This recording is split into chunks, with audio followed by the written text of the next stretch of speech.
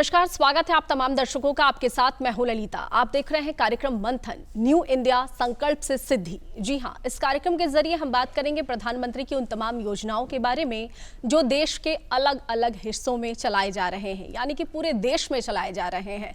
और साथ ही साथ कई लोग हैं जो इससे लाभान्वित भी हो रहे हैं। आज इस पर चर्चा करने के लिए हमारे साथ हमारे स्टूडियो में दो खास मेहमान मौजूद हैं। पहले उनका परिचय करवा देते हैं। तो हमारे साथ मौजूद हैं आज नवीन कुमार, जो कि वरिष्ठ पत्रकार हैं।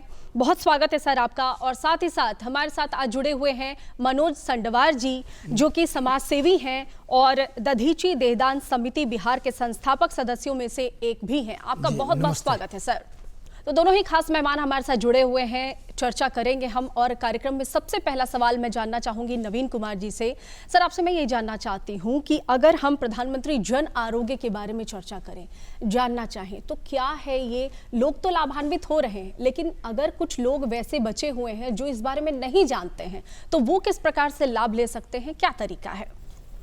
पहले तो मैं डीडी पटना और पूरी मंथन टीम को धन्यवाद देना चाहता हूं कि उन्होंने मुझे प्रधानमंत्री की बहुमुखी योजनाओं के लिए मुझे लायक समझा और आज बुलाया है। आप जिस योजना की बात कर रहे हैं उसे आयुष्मान भारत मेडिकल योजना भी बोलते हैं। हम लोग सीधा सीधा बोलते हैं कि आयुष्मान भव। तो प्रधानमंत्री जी के का सपना था कि सभी हमारे यहाँ स्वस्थ रहे। इसके लिए जो गरीब तबके हम हमारे यहाँ हैं उनके लिए ये योजना लाया गया, जिनका मकसद था कि करीब 10 करोड़ परिवार को इस योजना के साथ जोड़ा जाए और 5 लाख रुपए प्रति वर्ष उनको मेडिकल के लिए, चाहे उनकी जांच हो, चाहे उनका चिकित्सा पूर्व खर्चा हो या चिकित्सा के पश्चात खर्चा हो या उनको हॉस्पिटल ले जाने का ट्रांसपोर्टेशन का खर्चा हो, वो सारा वो 5 लाख के अंदर उनका व्यय उनका शामिल हो जाए। सारे वो निजी अस्पताल हो या सरकारी अस्पताल हो जो सूचीबद्ध है उनमें उनका इलाज होगा। सारे अस्पताल में एक हेल्प डेस्क बनाया गया है जिसको आप आयुष्मान मित्र के नाम से भी बोल सकते हैं और सारी जानकारी आपको वहाँ से मिल सकती है, कैसे आपका इलाज होगा मिल सकता है। और सबसे खास बात है कि ये कैशलेस सुविधा सबको दी गई है। आपको पहले लगाना नहीं है, बिल नहीं लगाना है, ये सारे आपको आपके कार्ड पे आपको कैशलेस सुविधा सारा कुछ मिल जाएगा। आप कोई भेदभाव नहीं किया जाएगा। आप महंगे से महंगे अस्पताल में जाइए, आपकी जो राशि जो अलॉट की गई है उसके तहत आपको ये सारी सुविधा मिलेगी आपको।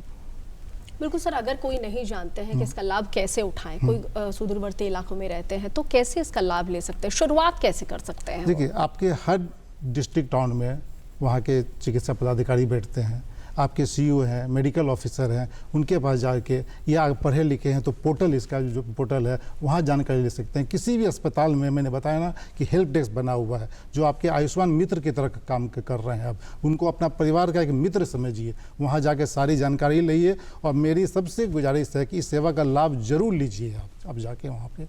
बिल्कुल, यानी कि कैशलेस है सर, ये बताने की कोशिश कर रहे हैं। और जैसा कि हमारा न्यू इंडिया है और डिजिटल भी हो चुका है, स्किल भी हो चुका है, उसमें हम बात करेंगे आगे बढ़कर के मुद्रा योजना के बारे में। सर, मेरा अगला प्रश्न आपसे रहेगा। आप जरा हमें ये बताइए कि मुद्रा योजना का लाभ भी लोग उठा रहे हैं, लेकिन किस प्रकार से लाभ उठा सकते हैं और कितने लाभान्वित हो रहे हैं, आपको क्या लगता है?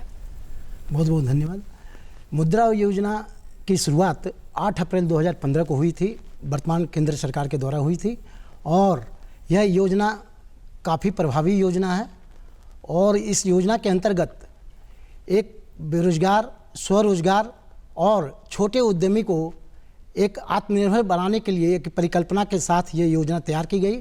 और इस योजना में 3 तरह के लोगों को राहत, 3 तरह से लोगों को राहत पहुंचाने की बात की गई, जिसमें एक शिशु है, दूसरा किशोर है, तीसरा तरुण है।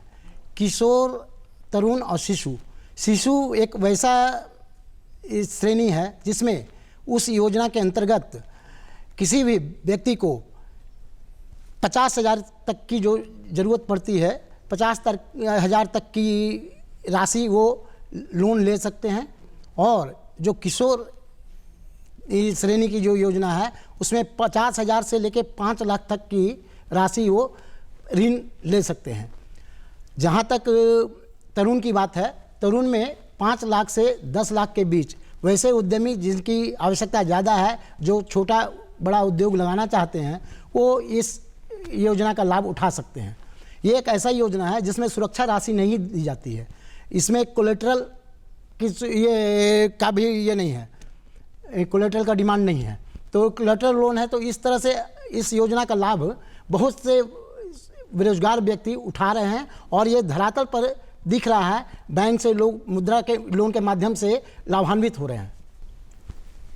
बिल्कुल, यानी कि लाभान्वित हो रहे हैं। जाहिर सी बात है कि प्रधानमंत्री की तमाम योजनाएं जो चलाई जा रही है धरातल पर, उसका लाभ देखने को मिल रहा है, लोगों तक लाभ पहुंच रहा है और लोग लाभान्वित हो रहे हैं। लेकिन कुछ ऐसे इलाके हैं जहां तक अगर कुछ जानकारी नहीं पहुंच पा रही है, वैसे तो ये कहना गलत होगा कि जानकारी नहीं पहुंच पा रही है, क्योंकि प्रधानमंत्री की कोशिश ही ये रहती है कि गांव-गांव, कस्बे और छोटे से छोटे इलाके में भी हर एक जानकारी पहुंचाई जाए। लेकिन मैं आपको बताऊं कि हर एक क्षेत्र में प्रधानमंत्री की योजनाएं कारगर साबित हो रही है। नवीन सर, अगर मैं आपसे अगला प्रश्न लूं और आपसे मैं जानना चाहूं, शिक्षा के क्षेत्र में किस प्रकार का बदलाव देखने को मिल रहा है, क्योंकि स्किल्ड हो गए हैं हम और डिजिटल हो गए हैं हम, तो शिक्षा के क्षेत्र में किस प्रकार का बदलाव देखने को मिल रहा है? शिक्षा के क्षेत्र में मैं तो गाँव घूमता हूँ, कितना छात्रों को फ़ायदा हुआ मैं इस पर चर्चा करना चाहता हूँ कुछ उदाहरण देकर। पहले के सालों में जो मेडिकल का एग्ज़ाम दे रहे हैं, इंजीनियरिंग का एग्ज़ाम दे रहे हैं, कानून की पढ़ाई करना चाह रहे हैं, उनको सारे कॉलेज का फॉर्म भरना पड़ता था, स्टेट में जाके भरना पड़ता था। इसका खर्चा उनके माता पिता को वहन करना पड़ता था, क्योंकि हज़ारों लाखों में खर्चा होता था। कितने छात्र तो फॉर्म नहीं भरने पाते थे। आज प्रधानमंत्री जी एक नई रोशनी दी है, जो one India one exam one India की बात करते हैं। आप मेडिकल नीट एग्ज़ाम दे के अपने अंक के आधार पर आप कहीं भी आप जाके आप एडमिशन ले सकते हैं। उसी तरह इंजीनियरिंग में भी है, उसी तरह आप जो कानून की पढ़ाई कर रहे हैं, क्लर्क है, उसी तरह ले सकते हैं।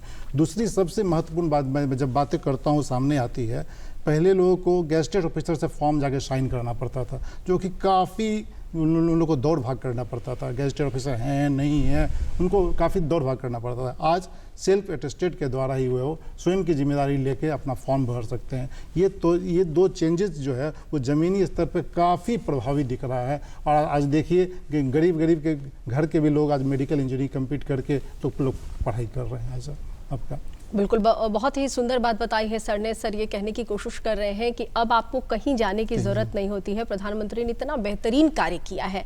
अगर आपके पास सिस्टम है, अगर आपके गांव में एक छोटा से छोटा कह सकते हैं कि कोई भी उपकरण, यानी जैसे कंप्यूटर है, जैसे मोबाइल है आपके पास, टेक्निकल युग में है हम, डिजिटल हो चुके हैं पूरी तरह से, तो आप वहाँ भी बैठे हुए नीट, क्लैट, किसी भी तरह की परीक्षा दे सकते हैं और उसमें अपने अंकों को भी देख सकते हैं और किसी कॉलेज में भी एडमिशन ले सकते हैं। सर ये बताने की कोशिश करें कि कितना सुलभ और कितना आसान हो गया है सब कुछ।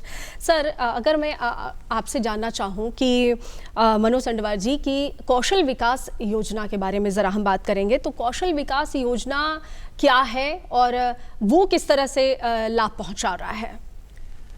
हाँ, जहाँ तक कौशल विकास योजना की बात है, कौशल विकास योजना भारत सरकार का एक ऐसा उद्देश्य को पूर्ति करता है कि ये युवाओं के लिए है और बेरोजगार दर को कम करने के लिए कौशल विकास योजना का लाभ जो है ये अपने देश को, राज्य को मिल रहा है।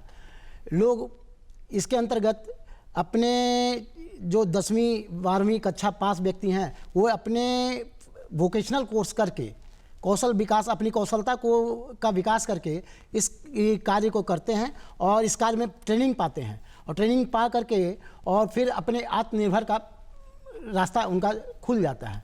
तो आत्मनिर्भर बनने के लिए कौशल विकास योजना एक बहुत बड़ा सहायक सिद्ध हो रहा है। और अभी पूरे भारत में 32,000 ये केंद्र में प्रशिक्षण दिया जा रहा है और लगभग 40 प्रकार का प्रशिक्षण दिया जा रहा है।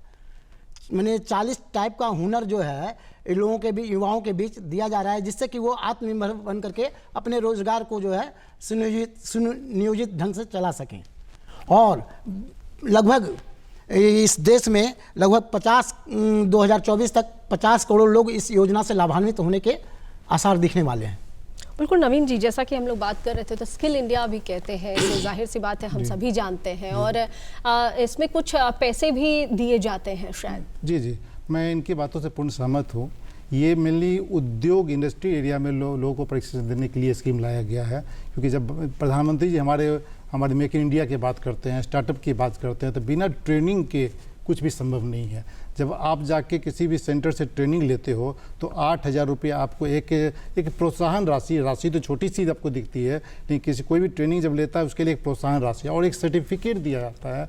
उस सर्टिफिकेट का फ़ायदा क्या होता है, जब किसी भी बैंक में अपने राशि के अकॉर्डिंग जब लोन ले जाने जाते हो तो आपके लिए एक डॉक्यूमेंट की तरह काम करता है कि आप ट्रेंड पर्सन हो, आपसे बैंक बहुत ज़्यादा कागजात नहीं मांगता है। ये फ़ायदा सबसे ज़्यादा उन लोगों को पहुँचता है। सब बिल्कुल, अगर हम प्रधानमंत्री की योजनाओं के बारे में बात कर रहे हैं तो जाहिर सी बात है, प्रधानमंत्री कहते हैं कि आप स्किल्ड हो जाइए, आप डिजिटल हो जाइए, लेकिन साथ में आपको रहने के लिए भी व्यवस्था दे रहे हैं, रहने के लिए घर भी दे रहे हैं। अगर हम प्रधानमंत्री की आवास योजना के बारे में चर्चा करें तो उसका भी लाभ लोगों तक पहुंच पा रहा है। आंखों देखी चीज़ें हैं, हम देख सकते हैं।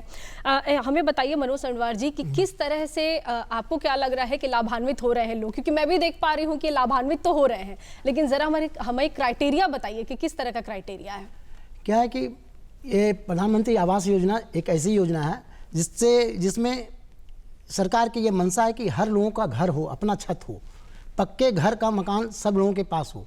ये मंशा से इस योजना को लागू किया गया है और अभी 3-4 तरह का स्टेज बना है, जिसमें EWS है, LIG है, MIG 1 है, MIG 2 है, इस तरह का 4 स्टेज है। 3 लाख से लेके 18 लाख तक का लोन जो है आवास योजना के अंतर्गत मिलता है। लोग इससे लाभान्वित हो रहे हैं। अपना छत लोग जो है अपना बना रहे हैं। मैंने सरकार की यही इच्छा है कि झुग्गी झोपड़ी में जो रहते हैं उनको भी अपना छत मुहैया हो जाए। इसके लिए वो प्राइवेट सेक्टर के लोगों को भी इसके तरफ मोड़ने का प्रयास किए हैं और कॉरपोरेट ऑफिसर जो ऑफिसर्स हैं वो भी ये आवास योजना का लाभ लोगों को, अपने कर्मचारी को लोग दिलाना चाहते हैं। बिल्कुल, यानी कि छोटी से छोटी वो कोशिश प्रधानमंत्री द्वारा की जा रही है जो लोगों को हर तरह से मजबूत कर सके, सबल कर सके, आत्मनिर्भर कर सके और साथ ही साथ रहने की भी व्यवस्था हो, खाने के लिए आप खुद से भी व्यवस्था कर सकते हैं। इस तरह से आपको सक्षम बनाने की कोशिश हमारे माननीय प्रधानमंत्री जी की है। जाहिर सी बात है, हम डिजिटल होने की बात करते हैं नवीन जी, तो डिजिटल पेमेंट की बात करना ज़रूरी है क्योंकि पूरा भारत ही एक तरह से डिजिटल हो चुका है। पहले हम ये सोचा करते थे कि छोटे छोटे जो खर्चे हैं हमारे, कि कहीं चाय पिया तो 10 रुपए, कहीं नाश्ता किया तो 12 रुपए, ये कैसे देंगे। लेकिन आज अगर हम बात करें तो इतना सुलभ हो गया है सब कुछ। आखिर क्या लग रहा है आपको देखकर? जब प्रधानमंत्री जी ने डिजिटाइजेशन इंडिया स्कीम की शुरुआत की थी तो मुझे अच्छी से याद है कि विपक्ष ने सदन में किस तरह माहौल उड़ाया था। एक पूर्व वित्त मंत्री थे, वो इतना तक कहते हुए पाया गया कि अगर 7 रुपये 50 पैसे किसी सब्जी वाले को पेमेंट करना है तो क्या मैं वहाँ पर क्रेडिट कार्ड का यूज करूँगा? क्या इंडिया इतना स्ट्रांग है कि वाईफाई और नेटवर्क का खर्चा वहन कर सकेगा? आज देखिए, आप सब्जी वाले हो या पकौड़े वाले हो, आप 2 रुपया भी UPI पेमेंट के द्वारा हमसे ज़्यादा आगे बढ़ के कर रहे हैं। इसका फ़ायदा साफ दिख रहा है। ये बिना अच्छे नेटवर्क के बिना पॉसिबल नहीं था। आप देखिए, जितनी भी योजनाएं को देखेंगे एक दूसरे से लिंक है। आप बिना जनधन के आप मुद्रा लोन नहीं ले सकते। आपका अकाउंट नहीं है तो आप मुद्रा लोन कहाँ से ले पाएंगे? आप मुद्रा लोन अगर नहीं लेंगे तो व्यापार कहाँ से कर पाएंगे? सारी योजना एक दूसरे से ही रिलेटेड आपको है, आपको फ़ायदा और दिखेगा। कोरोना महामारी भी आई तो प्रधानमंत्री जी, आप मानसिक रूप से कमज़ोर न हो, इसके लिए बहुत प्रयास किया आपके साथ जुड़ने का। उन्होंने तो नारा ही दिया था आपको कि जो चुनौती आई इससे आप अवसर ढूंढने का प्रयास करें। आज देखिए, हिंदुस्तान खड़ा है। आज UPI पेमेंट की आप क्या बात कर रहे हैं? विश्व स्तर पे आपके UPI पेमेंट को एक्सेप्ट किया जा रहा है। यूक्रेन वार चल रहा है, रसिया में आपके मोड को पेमेंट किया जा रहा है आपको है। आज अमेजन पे बाहर की बात हो गई, गूगल पे बाहर की बात हो गई, आज भीम ऐप को हर जगह इससे एक्सेप्ट किया जा रहा है। इससे बड़ी बात हम देशवासियों के लिए क्या है? बिल्कुल नवीन जी, बहुत बेहतर बात आपने कही है कि मुद्रा योजना है या जनधन योजना है। जब जनधन का खाता चल रहा था तो महिलाओं को कितना फ़ायदा हो रहा था। उज्ज्वला योजना है, हर एक योजना एक दूसरे से लिंक है। अगर मैं बात करूं कि पहले जो है बच्चियों को जन्म देने में एक परिवार बहुत सोचा करता था, उनके लिए भी योजना है। सुकन्या योजना अगर आप करते हैं तो आप उससे आपकी बच्ची को फ़ायदा हो सकता है। नवीन जी क्या कहेंगे? जाहिर सी बात है कि हम पत्रकार हैं तो आप सुदूरवर्ती इलाकों में भी जाते हैं। सुकन्या योजना का लाभ कैसे देखने को मिल रहा है? मेरी भी बेटी है, मैं भी इस लाभ उठा रहा हूँ। सुकन्या क्या है, जो भी आपको बाकी अकाउंट में आपको रेट ऑफ इंटरेस्ट मिल रहा है उससे कहीं ज़्यादा आपको रेट ऑफ इंटरेस्ट, और आप उस पैसे को खर्चे करने ना कर दें, 15 साल के लिए आपको ब्लॉक कर दिया जाता है कि एक बार जब बच्चियाँ बड़ी हो, चाहे उसके एजुकेशन में काम हो, चाहे उनके शादी में काम हो, शादियों की बात ही अब ख़त्म हो गई है।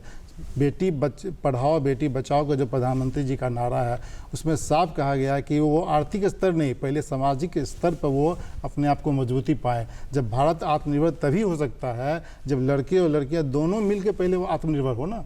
पहले बच्चियों को आत्मनिर्भर बनवाइए, वो खुद देश का विकास कर देंगे आपको। और प्रधानमंत्री जो सपना देख रहे हैं वो अवश्य पूरा होगा। आज पूरा विश्व पंचायत हम आपका लोहा मान रहा है आपका।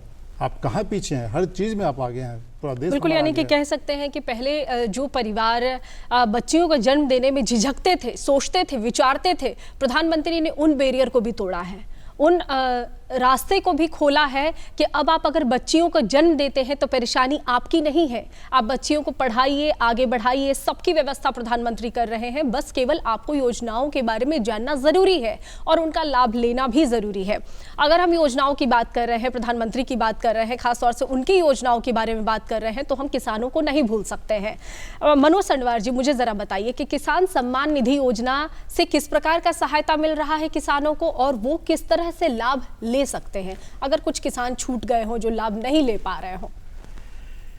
किसान सम्मान निधि योजना एक ऐसी योजना है जो 1 दिसंबर 2018 में लागू की गई और ये सम्मान निधि योजना लागू करने का मुख्य उद्देश्य ये था कि लघु एवं सीमांत किसान जो लोग हैं उनको किस तरह से उनको आर्थिक सहायता पहुंचाया जाए और कृषि को उन्नत बनाने के लिए, उनको कृषक को आत्मनिर्भर बनाने के लिए एक केंद्र सरकार से 3 किस्तों में 6,000 रुपये की राशि आर्थिक सहायता के रूप में दी जाती है।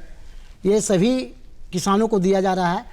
ठीक है, कुछ ऐसे किसान हैं जो वंचित किसान हैं, उनको अभी नहीं मिल पाया। जैसे बिहार में ही 9,65,000 किसान को अभी वंचित रह गए।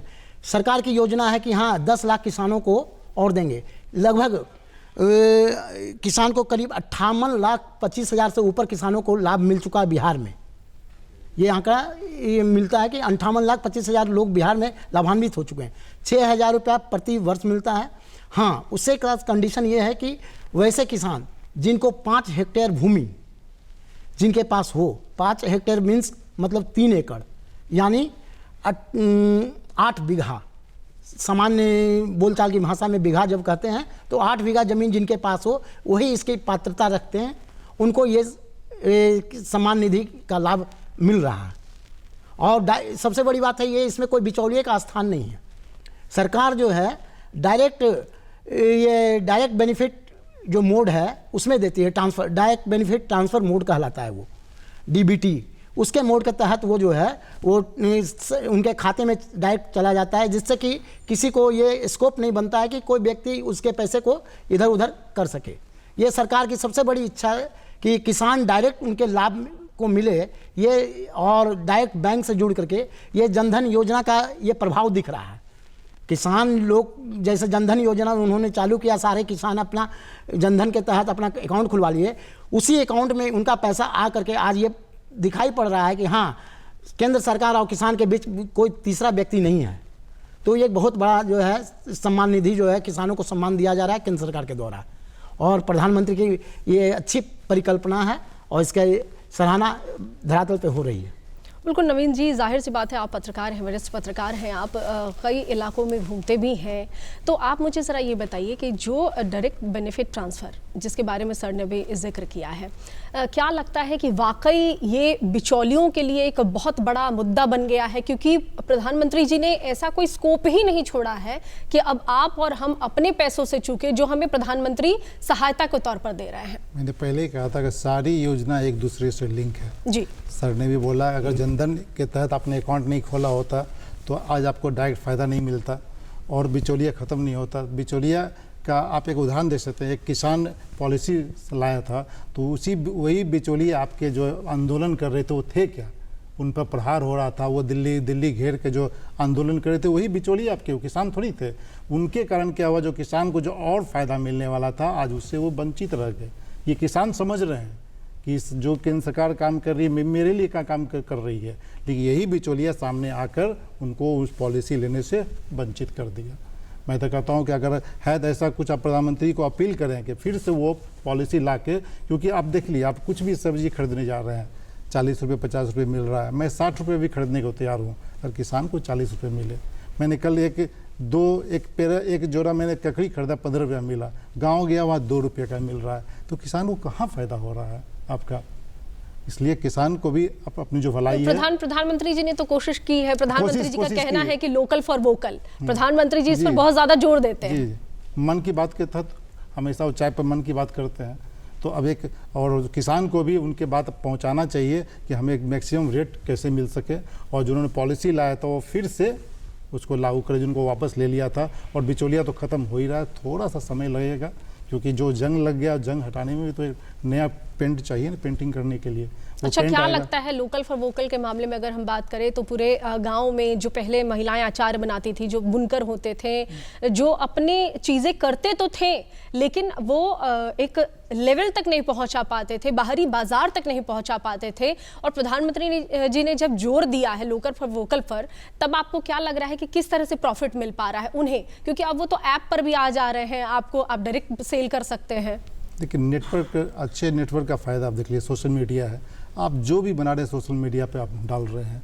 जो अच्छे जो प्रधानमंत्री का सपना था कि मेक इन इंडिया की बात थी कि जो भी ज़रूरत का सामान है वो हमारे देश में ही हमारे उद्यमी बनाए, चाहे वो कुटीर उद्योग से जुड़ा हो, चाहे बड़े बड़े उद्योगों से जुड़ा हो।